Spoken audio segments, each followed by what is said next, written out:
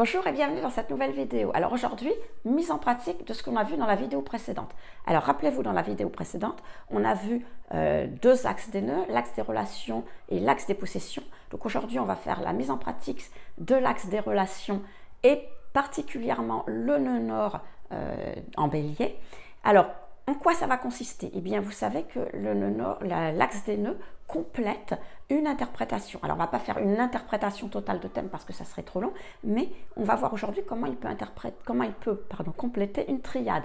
La triade, c'est le soleil, lune, ascendant. Et vous savez aussi, je vous en ai déjà parlé, que rien qu'avec la triade, rien qu'avec l'interprétation du soleil, de la lune et de l'ascendant dans un thème, vous avez déjà une bonne vision et de la personnalité de la personne dont on va parler, et aussi de ce qu'elle aura à faire dans sa vie, de ce qui va être le plus important pour elle dans sa vie. Alors, bien évidemment, ça ne remplace pas un thème complet, mais déjà, je peux vous assurer que si vous arrivez à faire ça, vous avez une bonne interprétation, une bonne indication de ce qui va se passer. Donc, on va interpréter la triade de cette personne, et ensuite, on complétera avec le nœud nord, donc aujourd'hui le nœud nord en bélier, et on verra en quoi le nœud nord va compléter cette triade ou en quoi il va temporiser ce qui est dit, si toutefois le nœud nord, en fonction du placement du nœud nord, s'il est en accord avec la triade, le soleil ou la lune ou l'ascendant ou peut-être les trois, ou s'il est en désaccord, ou il se positionne en inverse, et en quoi ça peut temporiser ou apporter des éléments supplémentaires,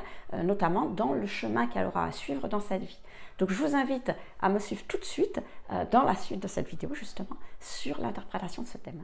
Donc nous voici sur la carte de la personnalité qu'on va voir aujourd'hui. Alors comme je vous le disais en introduction, on va commencer par interpréter la triade, comme on a l'habitude de le faire. Donc la triade, c'est le soleil, la lune, l'ascendant. Alors dans le désordre, hein, on ne commence pas à chaque fois par la même chose, mais c'est les 3 points. Et ensuite, on complétera avec l'axe des nœuds.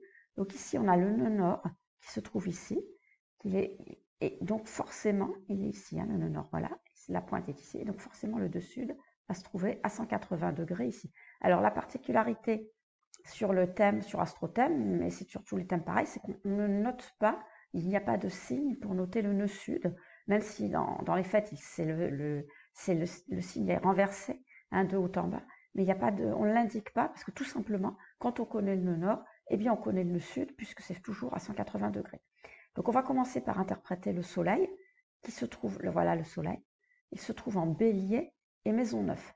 Alors, vous savez maintenant, hein, un soleil en bélier, je le redis à chaque fois, mais vous commencez à avoir l'habitude, un soleil en bélier veut dire que l'on va devoir, dans cette vie, exprimer fortement sa volonté personnelle. On va devoir s'affirmer, on va devoir foncer, on va devoir relever des défis, on va devoir être le numéro 1. Pardon. Donc, c'est vrai qu'un soleil en bélier, c'est quelqu'un qui va passer les obstacles dans sa vie, à la force du poignet, on dira. Mais attention, le soleil en bélier fonce pour se rassurer, parce qu'il manque beaucoup de confiance en lui. Donc, en fait, c'est quelqu'un qui est toujours tenté de se mesurer aux autres tout le temps. Hein, un soleil en bélier est un compétiteur, mais il est un compétiteur parce que justement, ça lui permet par rapport aux autres, eh bien, de voir quelle valeur il a et à chaque fois de mettre un curseur par rapport à la valeur des autres. Donc, finalement, un soleil en bélier, son défi dans cette vie, eh bien, ça va être de vivre aussi à l'intérieur, finalement, ce côté de foncer, de relever de défis, et c'est-à-dire de relever les défis qui nous font peur. Qu'est-ce qui nous fait peur? À l'intérieur de nous, et pas forcément le vivre à l'extérieur. C'est pas forcément être agressif avec les autres, ou être toujours, ou avoir envie de se battre avec les autres, ou être toujours à tenir la dragée haute aux autres. Vous voyez, quelqu'un qui va se battre à l'extérieur, c'est peut-être, déjà, c'est pas forcément très bien, et puis en plus, ça va pas le faire avancer dans sa vie, parce que ce qui va le faire avancer dans sa propre vie, c'est de relever ses propres défis. Qu'est-ce qui me fait peur? Qu'est-ce qui me bloque? Qu'est-ce qui m'empêche d'avancer? C'est ça, finalement, au final, qui va être important aussi pour un soleil en bélier.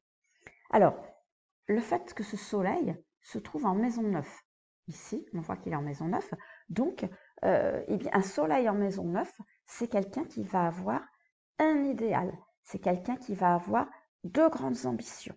Voilà. Il ne faut pas oublier que la maison 9 est avant la maison 10. Donc là, on rêve à ce que l'on voudrait faire. Et puis après, en maison 10, ben, on essaiera de le concrétiser.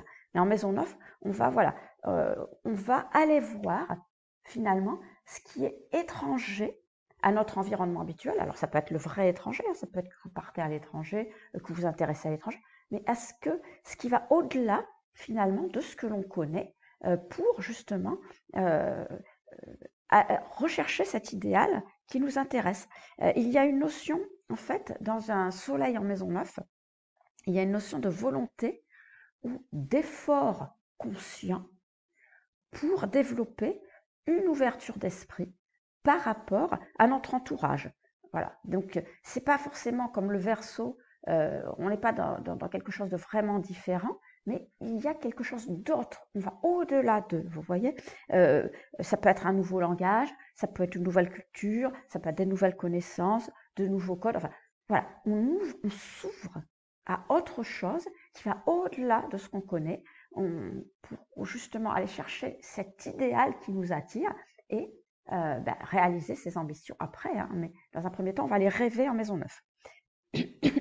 Donc du coup, si je résume mon soleil qui se trouve à la fois en bélier et à la fois en maison neuve, eh bien je vais avoir quelqu'un qui va devoir foncer, se relever les manches, faire preuve de courage dans la vie pour quoi? Eh bien, réaliser son idéal à lui, ses ambitions à lui.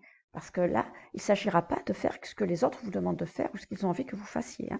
Donc, c'est quelqu'un qui va devoir affirmer son message, ses valeurs, ses opinions, ses idées. Hein. On a bien toujours l'énergie du bélier qui va ressortir. Donc, on voit, alors maintenant, si on va un peu plus loin, on va voir que notre soleil, regardez, je vous montre les aspects. Alors, les aspects, c'est tout ce qui est ici. Donc là, vous avez plein de lignes, plein de traits, etc. Mais si je mets le pointeur de la souris vraiment sur le soleil, vous en avez deux d'aspects. Vous voyez que à la fois, le petit cercle qui est ici, je vais le faire réapparaître. Voilà, le cercle vert, c'est une conjonction. Donc, il est conjoint au milieu du ciel. C'est la maison 10. Et on voit qu'Uranus et le milieu du ciel, ils sont ensemble, là. Ils sont parfaitement ensemble. Regardez, 14 degrés 35 pour le milieu du ciel, 14 degrés 41 pour Saturne. Donc on peut dire qu'ils sont, voilà, ils sont au même endroit. Donc le Soleil, pardon, qui est ici, va se retrouver conjoint au milieu du ciel et à Saturne. Hein. Donc le milieu du ciel, j'en ai déjà parlé, c'est le point le plus haut du ciel. Alors là, effectivement, comme on met l'ascendant toujours ici, à ce niveau-là, avec le décalage des maisons, suivant la latitude sous laquelle vous êtes né, eh bien, vous n'aurez pas forcément des maisons qui font 30 degrés. C'est-à-dire que vous n'aurez pas forcément l'ascendant, le descendant, ils sont là, mais vous n'aurez peut-être pas forcément tout droit en haut, le milieu du ciel et le fond du ciel ici. Ça ne sera pas obligatoire, puisque de toute façon, ça serait le cas si vous aviez 30 degrés pour chacune des maisons, mais ce n'est pas le cas. Donc, s'il y a un décalage, il y a des maisons un peu plus petites, un peu plus grandes. Du coup, excusez-moi, j'ai toujours cette toux. Eh bien, ça veut dire que, vous voyez, le milieu du ciel est un petit peu décalé. Alors, à l'extrême, si on était sous des hautes latitudes, plus on se rapproche du pôle Nord, on va dire, on aurait presque tout qui s'aplatit, c'est-à-dire des très très grandes maisons, des toutes petites maisons. Mais là, ce n'est pas le cas, donc le milieu du ciel est un peu décalé. Mais de toute façon, le milieu du ciel représente toujours, en astrologie, le point le plus haut du thème. C'est donc là où on va vous voir le plus. Ça va représenter, c'est pour ça que ça représente votre statut social, éventuellement votre profession, si les deux sont liés, hein, si vous êtes reconnu pour votre profession. Donc, ce qui va être intéressant ici, en fait, c'est que le soleil est conjoint au milieu du ciel.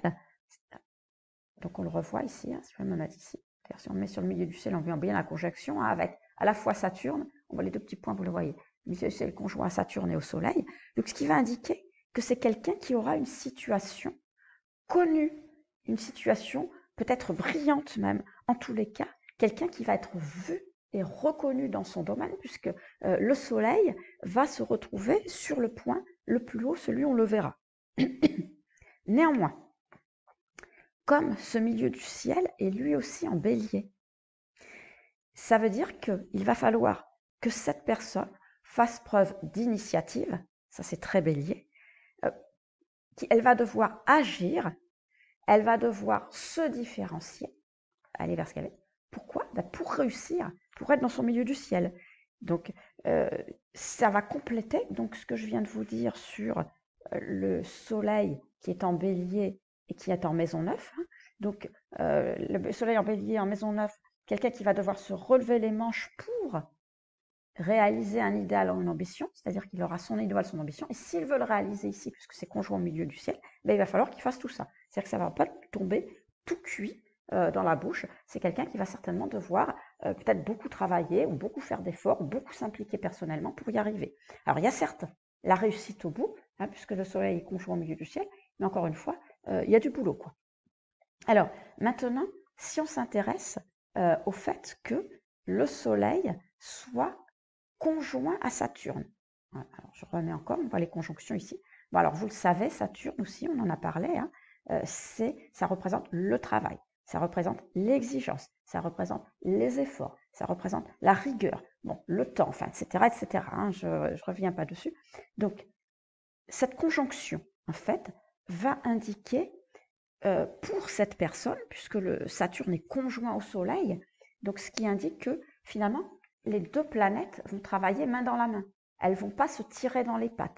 C'est-à-dire que Saturne va aider finalement le Soleil à se réaliser. Le Soleil, c'est ce qu'on veut réaliser, c'est ce qu'on est. Hein. Donc Saturne va aider justement parce que il va apporter à cette personne de grandes capacités de travail. Quelqu'un qui a un Saturne fort, c'est quelqu'un qui est un bosseur. Voilà, c'est quelqu'un qui est capable de travailler, d'énormément travailler, de s'investir. Alors, pour réaliser quelque chose, hein, vous savez qu'avec Saturne, on passe du temps, mais ça dure dans le temps. Donc, mais voilà, cette personne va avoir ces capacités-là. C'est quelqu'un qui va avoir aussi beaucoup de détermination, quelqu'un qui va être capable d'apprendre de ses expériences, parce qu'avec Saturne, bah, si on tombe, on se relève, hein, on apprend, c'est l'expérience Saturne, hein, c'est dans le temps, pour lui assurer une certaine réussite sociale, conjonction Soleil, conjonction au milieu du ciel. Et surtout, avec ce Saturne, parce que Saturne est aussi en bélier, hein, par la force des choses, et donc, comme Saturne est en bélier, Saturne, vous savez, c'est une planète qui demande de la patience. Ce n'est pas le cas du tout du bélier. Hein. Le bélier, il n'est pas du tout patient. Le bélier, il faut que ça aille vite, c'est la fougue, on y va, on se lance. Et bien là, le fait que Saturne se trouve dans cette planète va faire en sorte que cette personne, finalement, va être capable d'avoir de la patience. C'est-à-dire, c'est quelqu'un qui va avoir une situation qui va se construire, qui va se solidifier dans le temps, et c'est quelqu'un qui sera capable d'acquérir cette patience pour avoir cette situation qui va s'acquérir et se solidifier dans le temps. Donc finalement, si je résume tout ce que je viens de dire concernant notre soleil, concernant cette première partie, eh bien, on a quelqu'un de travailleur, de déterminé, qui, si il ou elle, cette personne, se relève les manches, fonce et agit, hein, voilà, travail, etc., eh bien, va connaître une belle réussite, très belle réussite, puisque tout ça, ça se trouve en milieu du ciel, donc ça brille, hein, c'est au-devant de la scène, une belle réussite, mais en exprimant ses idées, ses valeurs qui sont personnelles et différentes. Voilà. Elle ne réussira pas, enfin, sa réussite ne s'inscrit pas dans le cadre de faire exactement la même chose que les autres. Il faudra, ça sera quelqu'un qui sera différent. Voilà. Alors, maintenant, on va aller voir ce que nous dit la Lune. Alors, la Lune, elle n'est pas très très loin, hein, elle est aussi en bélier, et elle se trouve en maison 10. Hein, la voilà, la Lune, elle est ici, si vous la voyez. Donc, on est toujours dans le signe du bélier, limite, mais on est toujours dans le signe du bélier, et on est bien dans la maison 10. Donc, alors je ne vais pas refaire le détail du bélier, on vient d'en parler avec le soleil, on vient d'en parler avec Saturne, avec la maison 10, mais la Lune représente nos besoins, vous le savez, et donc, comme la Lune se trouve en bélier, eh bien ici, on va avoir quelqu'un qui va avoir besoin d'être le premier ou la première. Voilà. C'est-à-dire que la Lune en bélier, c'est quelqu'un qui non seulement, le soleil dit que c'est quelqu'un qui a ce tempérament, quelqu'un un battant et tout, mais en plus, il en a besoin. C'est-à-dire qu'on a le côté intérieur et extérieur qui sont, comment je pourrais dire ça, cohérents, qui vont ensemble. Si vous aviez la Lune qui se trouvait par exemple à l'opposé, en balance, ça voudrait dire que votre soleil vous demande à l'extérieur de foncer, d'être sur le devant, de passer. Et puis la balance vous dirait tout simplement, ah ben non, mais moi je veux être tranquille, je veux me reposer, je veux pas faire d'histoire. Alors, là, c'est pas le cas. Là, on a l'intérieur et l'extérieur de la personne qui fonctionnent ensemble. Donc, c'est un plus. Enfin, c'est un plus. Ça va rajouter, on va dire, à l'énergie bélier encore. Et donc, cette lune qui, en plus, est en maison 10, va indiquer une grande popularité socialement ou professionnellement, ou les deux. Alors, je vais expliquer ici un petit peu ce que je dis par la lune en maison 10 indique de la popularité. Parce que, alors, ceux qui reçoivent mes mails sont un peu plus au courant de ce genre de choses. Alors, pour ceux qui les reçoivent et puis qui les lisent, évidemment, parce que vous pouvez très bien les recevoir et les jeter à la poubelle, mais bon, pour ceux qui les lisent, eh bien, vous savez, dernièrement, j'ai dit que j'utilisais souvent dans mes interprétations à la fois l'astrologie moderne, donc l'astrologie de coaching, un petit peu l'astrologie humaniste, hein, et puis j'utilise aussi l'astrologie classique parce que il y a aussi des apports de l'astrologie classique et moi j'essaie de prendre un petit peu le meilleur des deux, c'est-à-dire que je ne suis pas fixée sur uniquement l'astrologie humaniste qui parle de qui vous êtes et de votre aspect psychologique. Je parle aussi de l'astrologie, on va dire, plus classique ou qui est plus déterministe. Mais les deux peuvent être intéressants. Donc là, quand je dis que une lune maison 10 indique la popularité au niveau social ou professionnel, j'utilise l'astrologie classique parce qu'en astrologie classique, la lune, c'est la foule. Hein, vous savez que le soleil, c'est le roi. Toutes les planètes ont une, comment je pourrais dire ça, une représentation, voilà. Donc le soleil, le roi, l'aristocratie, etc. Eh bien, la lune va représenter le peuple, la foule. Et donc, la maison 10, c'est l'endroit où vous êtes le plus vu, le plus reconnu. Donc, logiquement, l'astrologie classique, c'est très, très logique. Hein, eh bien, si vous êtes vu et reconnu ici par la foule, c'est que vous êtes populaire. Donc, une lune en maison 10 va souvent, enfin la plupart du temps, indiquer de la popularité. Tout ça. Alors attention quand même, hein, parce qu'une lune ici en maison 10 n'indique pas forcément pour tout le monde, pour tous les thèmes, une popularité internationale. C'est-à-dire qu'il va falloir aller voir aussi les autres éléments du thème pour savoir si tout coïncide. Mais parfois, vous serez populaire socialement. Ça peut être, vous pouvez être populaire dans votre quartier, dans une association, dans votre lycée, par exemple, ou autre chose. Mais dans ce thème précisément, puisqu'on est sur celui-là, évidemment, il y a la lune en maison 10, vous avez le soleil en maison 10, conjoint en plus au milieu du ciel, ce qui indique quand même popularité plus réussite. Donc là, on a quand même une bonne indication de quelqu'un qui est appelé à être assez connu, voire très très connu. Hein. Alors, maintenant, si on regarde Mars, alors on regarde Mars tout simplement parce que la Lune, ici, vous voyez le petit cercle que vous allez voir ici, la Lune, elle est conjointe à Mars. Peut-être on le voit mieux avec Mars, non, c'est pareil, ils ont les mêmes, comme ils sont conjoints, ils ont les mêmes aspects. Donc la Lune est conjointe à Mars. Donc, notre Mars, ici, il est lui aussi en maison 10, ce qui renforce ce qu'on disait tout à l'heure, avec une maison 10 en bélier, puisque vous savez que Mars, c'est le maître du bélier. Donc, on va dire que ça se ressemble un petit peu. Donc, on avait un milieu du ciel en bélier, et là, Mars se retrouve en maison 10. Donc, ça veut dire qu'on va réussir, oui, mais grâce à son action, grâce à ce qu'on fait. Alors, la Lune conjointe à Mars indique aussi un tempérament courageux, ce qui est tout à fait en accord avec notre lune en bélier, mais dont les actions peuvent être parasitées par les émotions. C'est-à-dire que la conjonction Lune et Mars va dire qu'ils vont fonctionner ensemble. Donc, la Lune, c'est nos émotions, nos sentiments. Alors, c'est vrai qu'on a quelqu'un qui est très combatif, quelqu'un qui va être le premier, etc., mais qui a quand même des états d'âme. Hein. C'est propre de la Lune d'avoir des états d'âme. Bon, et Mars, c'est la planète qui agit, mais le bélier, c'est un signe qui a peu confiance en lui. C'est pour ça qu'il va toujours de l'avant. C'est pour ça qu'il essaye toujours de se comparer aux autres. Parce que justement, il veut savoir, ah oui, je suis mieux que lui, ça me rassure. Bon, bah voilà. Vous voyez, c'est un petit peu ça. Donc, on a quelqu'un avec ce Mars, quelqu'un qui va agir, qui va être compatible, mais en même temps, qui peut être parasité par des états d'âme ou des émotions. Alors, concernant la Lune, justement, et ses états d'âme, il faudra que cette personne fasse attention à ces états d'âme, justement parce qu'ils peuvent être vraiment contre-productifs pour elle.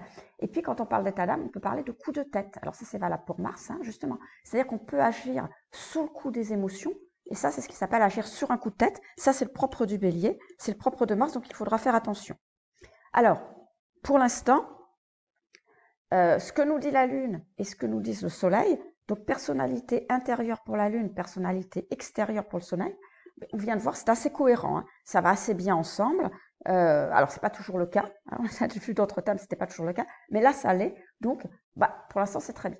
Alors maintenant, on va passer à l'ascendant. Alors, qu'est-ce qu'il nous dit cet ascendant? L'ascendant, il est en Lion. Alors, le Lion, vous le savez, c'est une énergie qui a besoin de briller pour ce qu'elle est. C'est une énergie qui a besoin d'exprimer à l'extérieur ce qu'elle est à l'intérieur. C'est quelqu'un qui doit se mettre en avant. C'est quelqu'un qui doit rayonner sa personnalité. Hein. Alors quand je dis ça, on a toujours l'impression que les lions, c'est des gens, enfin ceux qui ont beaucoup d'énergie lion, ça va être des gens qui vont être un petit peu prétentieux, vous savez, ceux qui se mettent en avant.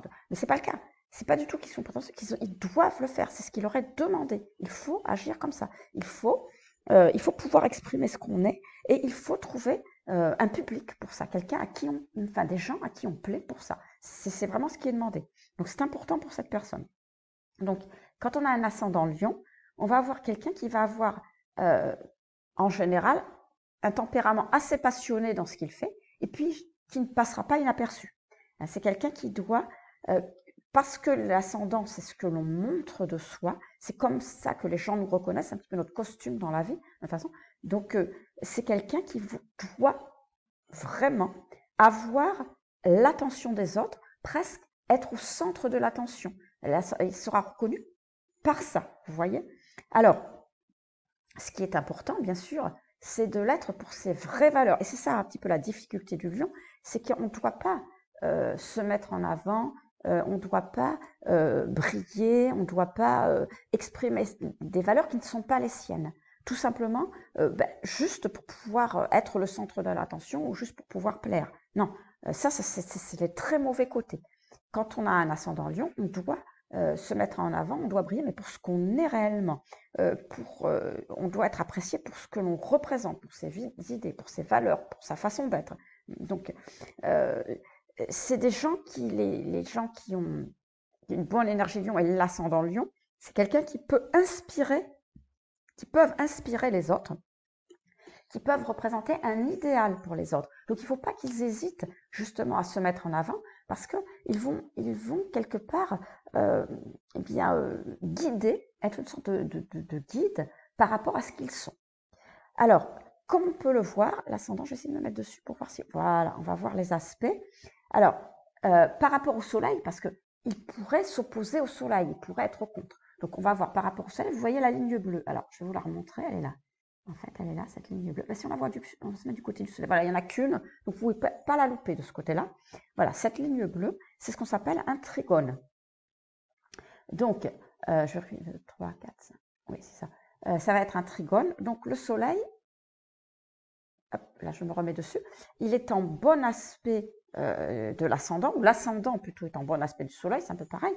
Ils sont en trigone. Ça veut dire que c'est un aspect extrêmement facilitant, extrêmement chanceux. En plus, le trigone, en général, en tant qu'aspect, dans l'astrologie classique, c'était ce qu'on appelait un aspect bénéfique, très bénéfique, c'était un des meilleurs aspects qui apportait de la chance.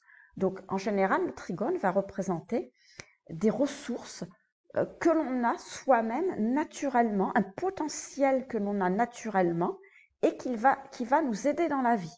Alors, bien sûr, rien n'est jamais parfait en ce monde. Ça veut dire que va falloir utiliser ce potentiel. Hein, c'est-à-dire que si vous l'avez, Mais si vous en faites rien, si vous l'utilisez pas, eh ben, il se passera rien, hein, ça va pas vous tomber tout cuit. C'est pas un billet de loto où on va venir taper à votre porte et vous dire ah mais tenez voilà je vous donne ça. Hein. Si vous faites rien, il se passera rien. Mais si vous faites, alors là vous avez des bonnes possibilités. Et en plus, le soleil est en bélier, l'ascendant est en lion, ce sont deux signes de feu, ce qui veut dire que on va avoir quelqu'un qui a un potentiel de rayonnement. C'est le feu, hein. Le feu, ça brille, ça se voit, c'est la chaleur. Donc c'est un potentiel de rayonnement plus important que les autres personnes. C'est-à-dire qu'il a des possibilités de se montrer, de briller, d'être reconnu, éventuellement d'avoir du succès. Là, ça tombe bien parce que c'est en maison 10, plus important que les autres. Et donc, c'est un élément qui se rapporte, qui se rajoute à ce qu'on vient de dire précédemment. En revanche, je me repose sur l'ascendant. Vous voyez les lignes rouges. Alors, je vais vous les montrer, elles sont ici. Hop. Et voilà les lignes rouges. Tac, tac, tac, ici. Je me remets sur l'ascendant, vous les verrez. Donc, les lignes rouges, ce sont des carrés. Alors, ça veut dire que l'ascendant, il est carré à Mars, par exemple. Voilà, ici, hein, puisqu'on l'a ici. Carré à Mars.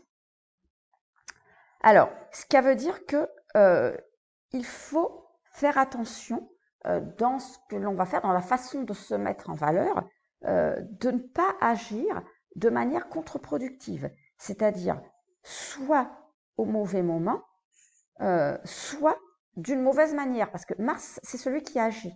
Hein, et l'ascendant, on agit, si vous préférez, l'ascendant Lion, c'est celui qui, comme je vous disais, doit se mettre en valeur. Donc, quand Mars va agir, étant donné qu'il est en carré, il peut, par des coups de tête, hein, on a vu que l'ascendant était conjoint à la Lune, il se peut que, à cause de coups de tête, eh bien, puisque l'ascendant Mars est conjoint à la Lune, pardon, je vous ai dit une ânerie, Mars est conjoint à la Lune, et la Lune et le Mars étant en carré de l'ascendant, il se peut que sur des coups de tête ou des changements d'humeur ou quoi que ce soit, on agisse de manière contre-productive ou par des états d'âme, on agisse au mauvais moment. Voilà. Donc, ça ne veut pas dire que ça se passera, c'est juste que la personne doit faire attention, doit réfléchir et dans sa manière de faire.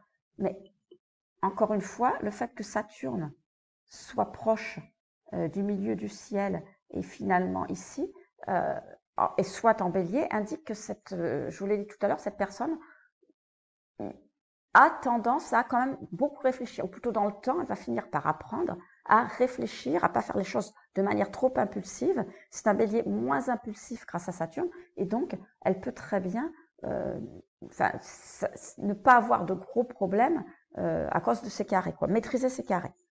Alors, à ce stade où on en est, excusez-moi, à ce stade où on en est avec le Soleil, la Lune et l'ascendant, on a déjà bien compris, voilà, dans ce qu'on a dit, on a déjà bien compris qu'on a une personne qui va devoir travailler, être déterminée, ça c'est le bélier, pour réaliser ses ambitions, ce qu'elle va avoir, maison 9, qui ne devra pas chercher à copier les autres, donc là, bélier et lion à la fois, hein, mais au contraire exprimer ce qu'elle est, ses propres valeurs, pour inspirer les gens. Donc voilà avec notre ascendant.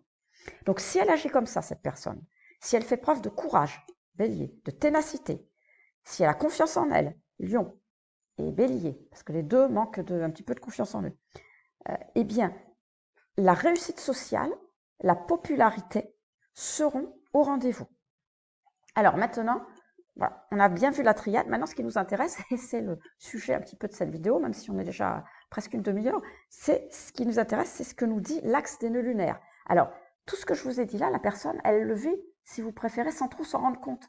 Hein, tout ce qui est ascendant, lune, soleil, bon, c'est un peu les planètes. Maintenant, l'axe des nœuds lunaires va nous indiquer le chemin qu'elle a à suivre et qu'elle devra suivre en conscience. Donc, dans ce thème, comme ça se trouve, hein, regardez, ça tombe bien, le nord est en bélier. Donc, ça veut dire qu'elle va devoir aller vers des énergies béliers, vers être de l'autonomie, vers de la ténacité, vers de la prise de décision, vers faire ses propres choix, tout ce qui peut concerner le bélier. Alors, encore une fois, ça tombe très très très bien puisque justement son soleil est en bélier, donc c'est parfait. Et en même temps, quelqu'un qui a le nœud nord en bélier doit apprendre dans sa vie à se mettre en avant, à s'engager personnellement et à prendre des risques dans sa vie. Bon. Donc, c'est une personne qui doit affirmer sa personnalité. Vous voyez, ça colle très très bien finalement avec cet ascendant Lion. Elle doit affirmer sa personnalité et elle doit avoir des idées qui n'appartiennent qu'à elle, des projets qui ne viennent que d'elle, et elle doit développer son identité unique. C'est vraiment le principe du nœud nord en bélier, mais c'est parfait avec son ascendant Lion aussi.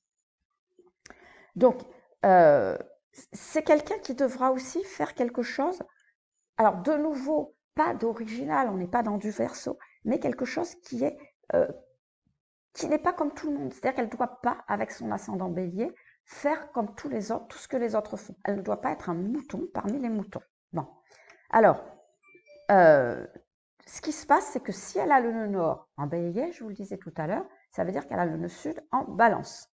Donc, un nœud sud en balance indique qu'elle a des facilités relationnelles. Hein. La balance, c'est quelqu'un qui est très à l'aise, c'est un médiateur, c'est quelqu'un qui est vraiment dans le relationnel. Donc, c'est quelqu'un qui, naturellement, de manière un petit peu évidente, a des bonnes relations avec les autres. Et en plus, étant donné que c'est son nœud sud et que c'est quelque chose qu'elle a naturellement et qui est facilitant pour elle, eh bien, on peut dire qu'elle va pouvoir, dans sa vie, s'appuyer sur les autres et que souvent, les autres vont pouvoir lui ouvrir des portes.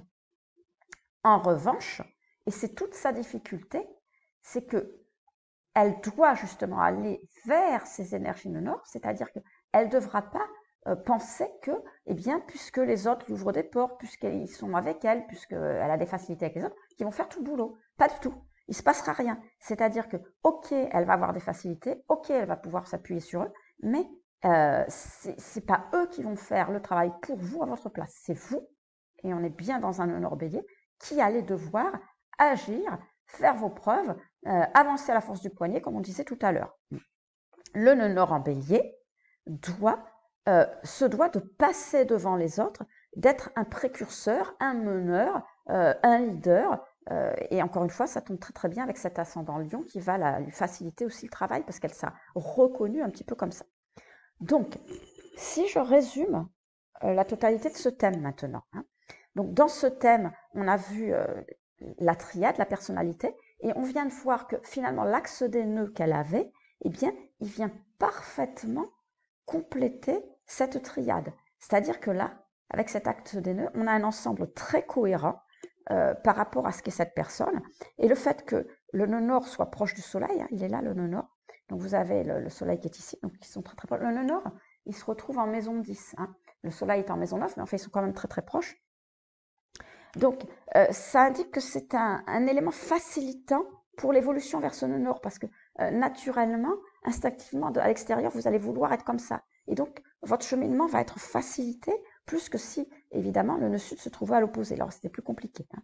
Donc, ça veut dire que vos tendances, finalement, instinctives du chemin que vous devez suivre, votre mission de vie, quelque part, c'est ça, votre soleil, eh bien, correspond à votre nœud nord. Et ça, c'est parfait.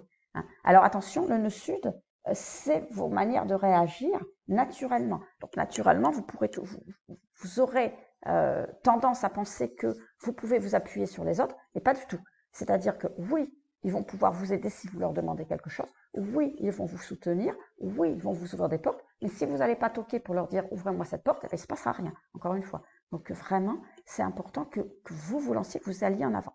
Alors maintenant, il nous reste à savoir de qui il s'agit. Alors je ne sais pas si vous avez pu, avec tout ce que je vous ai dit, si vous le savez. Alors si vous vous intéressez un petit peu à l'astrologie, à mon avis, vous allez trouver parce que c'est quelqu'un qui est très connu et donc dont le thème est très connu. Donc, on va voir maintenant de qui il s'agit. Et oui, il s'agissait de Céline Dion. Alors, bravo à toutes celles et ceux qui ont trouvé. Bon, c'était pas évident quand même, mais c'est vrai que son thème correspond bien à sa personnalité, je trouve. Celle qu'on connaît tout du moins. Donc, encore une fois, bravo à celles et ceux qui ont trouvé. Et puis, moi, je vous dis à très vite pour une prochaine vidéo.